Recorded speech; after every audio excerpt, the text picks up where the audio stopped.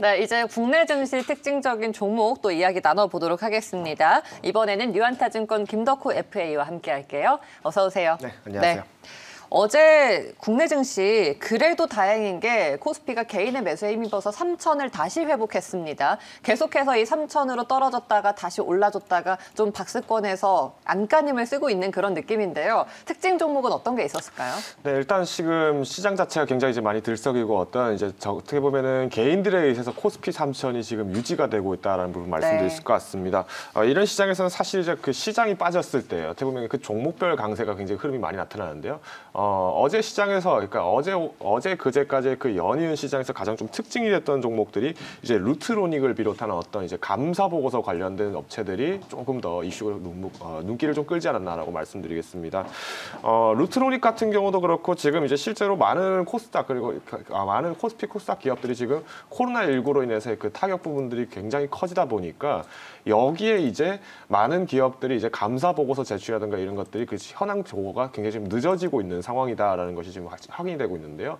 여기에 이제 증선위 같은 경우에도 이런 어떤 그 지연 보고에 대한 부분들을 먼저 선행으로 이제 그러니까 신청을 받기를 했습니다. 근데 그 신청을 받았는데도 불구하고 그 해당 기간 동안에 제때 이제 신청을 미처 하지 못했던 그 기업들이 조금 더 늘어나다 보니까 오히려 이제 단기간에서의 그 감사 보고서 지연이라든가 사업 보고서 지연 부분들이 부각이 되면서 뭔가 지금 기업 자체에 대해서 그 부실 실적이 드러나는 것이 아니냐 혹은 감사 평가 자체가 적절하지 못한 것이 아니냐라는 이유 때문에 주가가 이제 단기간에 또 급락을 하고도 다시 또 반등을 하는 그런 모습들이 지금 계속 꾸준하게 반복이 되고 있습니다.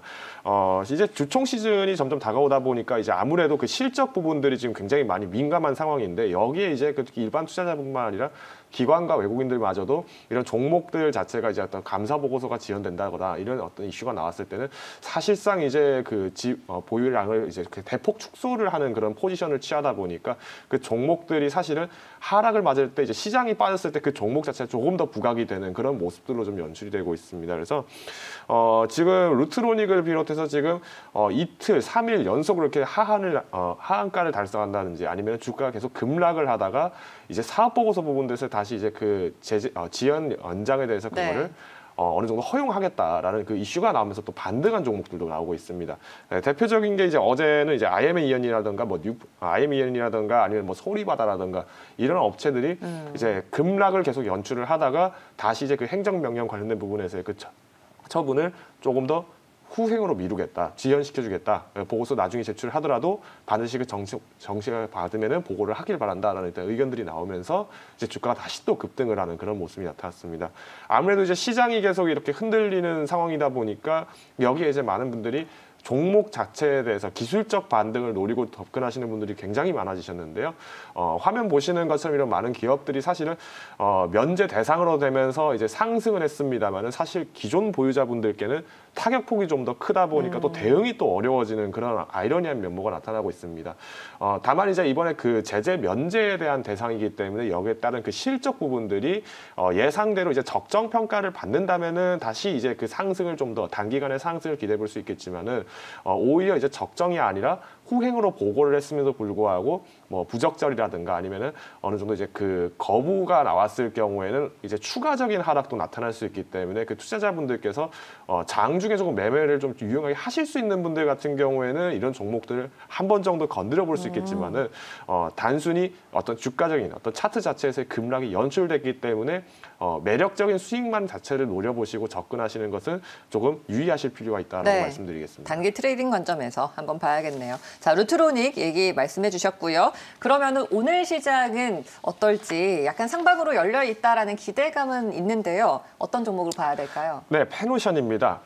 제가 오늘 바로 이 페노션 종목을 소개드린 이유 중 하나가 어제 이제 마찬가지로 수에즈 운하 사고가 이제 보도가 되기 시작하면서 여기에 이제 해운 섹터가 잠깐 반짝였다가 인버스 개념이었죠. 그러니까 잠깐 이제 상승을 했다가 다시 이제 시장이 조금 정상적으로 안정화를 찾는다는 느낌에 따라서 그 차익 매물들이 나오면서 해운주들이 다시 빠졌습니다. 근데 페노션 같은 경우도 그렇고 지금 수에즈 운하에서의 그 문제점이 지금 통상 이제 지난 2020년도만 하더라도 그 수에즈 운하로 들어갔던 그 선적들이 총 한 19,000주 정도가 이렇게 움직였습니다. 하루에 이제 50주 정도가 이제 운행을 취항을 할 수밖에 없는 그 주요 길목인데 여기가 이제 해운 물량의 약 12% 정도가 지금 물동량이 움직이다 보니까 해운주보다는 먼저는 이제 그 에버기븐호를 만들었던 그 에버기븐을 만들었던 이마바리 조선사보다는 국내에 있는 조선업계들이 선박 수주가 늘어날 것이다. 이런 기대감으로 삼성중공업이라든가 이런 선박주들이 먼저 올랐습니다. 그러니까 조선주들이 먼저 급등을 했는데 이후에는 이제 마찬가지로 이 운임료에 대한 부담들이 조금 더 나타나고 있고요. 특히 지금 좌초되어 있는 그 에버기븐호를 지금 인양하는 과정에서 지금 모래 토사 자체를 지금 이제 굴삭기로 파내고 있습니다. 근데 이 작업이 지금 오늘까지 지금 여부가 진척이 어느 정도 나왔을 때 이제 후행 보고가 중간 보고가 다시 나오게 될 텐데요. 지금 이미 어느 정도 그 선박들이 지금 현재 묶여 있는 선박이 지금 이제 수백 척이 지금 200여 척 가까이 지금 이미 지금 묶여 있다라는 그 보고가 되면서 여기에 이제 해운주들이 조금 상대적으로 어제는 다시 또 빠지는 그런 포지셔닝을 살짝 이제 좀 약소 포지션을 취하는 그런 모습이 나타났습니다.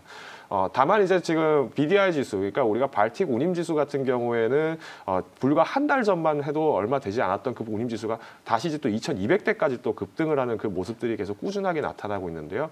연준에서도 GDP 성장이나 인플레이션에 대한 부분들을 언급을 하면서 가파른 성장에 대해서 이 얘기를 한 것은 결국은 이런 어떤 건자재, 원자재 가격에 대한 그 소요 부분들이 빠르게 회복되기 때문에 우리가 완제품을 운송을 하는 혹은 이제 중간재를 운송을 하는 그 컨테이너 선박도 굉장히 중요하지만은 이 벌크 산업을 좀 더 영위를 하고 있는 특히 최근에 어떤 자연재해 이제 뭐 홍수라든가 아니면 한파, 가뭄 이런 어떤 재해로 인해서의 그 농산물 가격에 대한 급등 부분들이 나타났을 때 그 운임의 소요 부분을 잡아가는 벌크선을 운영하는 업체들을 한번 잘 보시면은 네. 오히려 그 주가 흐름들을 조금 잘 잡아갈 수 있는 조금 더 현재 구간에서 다분히 이제 단기간에 올랐기 때문에 비싸다가 아니라 아직까지도 여전히 그 경기는 회복 국면에 아직 채 진입을 하지 못했다라는 점을 감안 두신다면은 기대해 볼 수 있는 버퍼가 좀 더 높다 그런 네. 점을 좀 말씀드리겠습니다. 루트로니까 조금 대조적입니다. 다른 섹터이기도 하고요. 이슈는 있지만 그래도 우리가 더 주목해야 될 것은 실적 그리고 앞으로의 호황기를 놀아보면서 이 수혜를 받는 그런 종목을 선택해 주셨습니다. 자, 페노션 오늘 해운주 대표적인 종목으로 정리를 하도록 하고요. 김덕후 FA 말씀도 여기까지 듣도록 할게요. 고맙습니다.